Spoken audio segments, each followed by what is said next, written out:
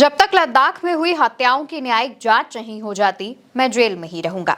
Jail में सोनम वांगचुक का ये पहला संदेश बाहर आया है। सोशल एक्टिविस्ट सोनम वांगचुक बीती 26 सितंबर से जोधपुर सेंट्रल जेल में बंद है। लद्दाख में स्टेटहुड की मांग पर भड़की हिंसा के बाद नेशनल सिक्योरिटी एक्ट यानी NSA के तहत वांगचुक पर केस दर्ज हुआ था।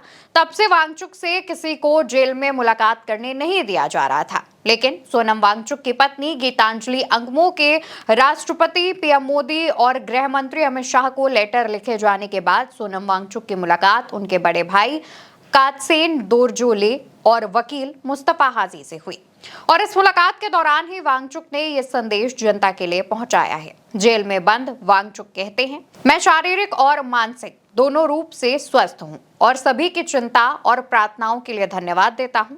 मेरी हार्दिक संवेदनाएं उन लोगों के परिवारों के साथ हैं जिन्होंने अपनी जान गंवाई, और मेरी प्रार्थनाएं उन लोगों के साथ हैं जो घायल हुए हैं और गिरफ्तार किए गए हैं। हमारे 4 लोगों की हत्या की एक स्वतंत्र न्यायिक जांच होनी चाहिए, और जब तक ऐसा नहीं होता मैं जेल में रहने के लिए तैयार हूं। मैं 6ठी अनुसूची और राज्य का दर्जा पाने की हमारी वास्तविक संवैधानिक मांग में सर्वोच्च निकाय KDA और लद्दाख के लोगों के साथ दृढ़ता से खड़ा हूं, और सर्वोच्च निकाय लद्दाख के हित में जो भी कदम उठाएगा मैं तहे दिल से उनके साथ हूं। मैं लोगों से अपील करता हूं कि वे शांति और एकता बनाए रखें तथा अहिंसा के सच्चे गांधीवादी तरीके से शांतिपूर्ण तरीके से अपना संघर्ष जारी रखें। दरअसल लद्दाख के लिए स्टेटहुड की मांग को लेकर के लेह में शांतिपूर्ण प्रदर्शन हिंसक हो चुका था। अनशन के दौरान कुछ लोगों की हालत बिगड़ने पर युवा भड़क गए थे और सड़कों पर निकल आए थे। कुछ प्रदर्शनकारियों ने बीजेपी कार्यालय में आग लगा दी थी।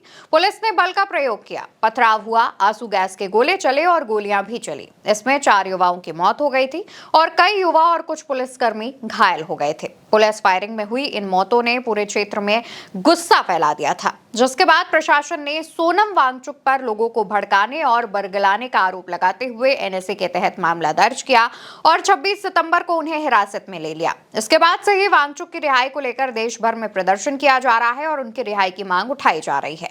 वहीं लद्दाख प्रशासन ने हिंसा की मजिस्ट्रियल जांच के आदेश दिए हैं, लेकिन KDA और लेह एपेक्स बॉडी ने केंद्र सरकार के साथ 6 अक्टूबर को होने वाली बातचीत में शामिल न होने का फैसला किया है। उनका कहना है कि जब तक स्वतंत्र न्यायिक जांच शुरू नहीं होती है और वांगचुक समेत सभी हिरासत में लिए गए लोगों को रिहा नहीं किया जाता है, वो इस बातचीत से दूर रहेंगे। बता दें कि लद्दाख में 6ठी अनुसूची के तहत संवैधानिक सुरक्षा और पूर्ण राज्य का दर्जा देने की मांग लंबे वक्त से उठ रही है। लेह एपेक्स बॉडी और KDA इसी आंदोलन का नेतृत्व कर रहे हैं और इसी वजह से सोनम वांगचुक को भी कहीं ना कहीं गिरफ्तार किया गया है। मामले में जो हिंसा भड़की थी उसके बाद सोनम वांगचुक पर विदेशी ताकतों का भी आरोप लगा था, और उसके बाद इस मामले को देखते हुए सोनम वांगचुक को न सिर्फ गिरफ्तार किया गया बल्कि उन पर कई कड़े प्रतिबंध भी लगाए गए थे।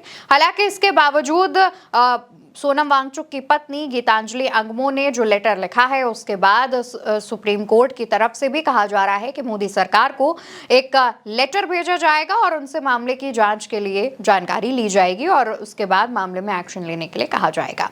इस पूरे मामले पर हमारी नजर लगातार बनी हुई है। जो भी अपडेट सामने आएगा हम आप तक जरूर पहुंचाएंगे। तब तक के लिए आप चैनल को सब्सक्राइब कर लीजिए। नमस्कार।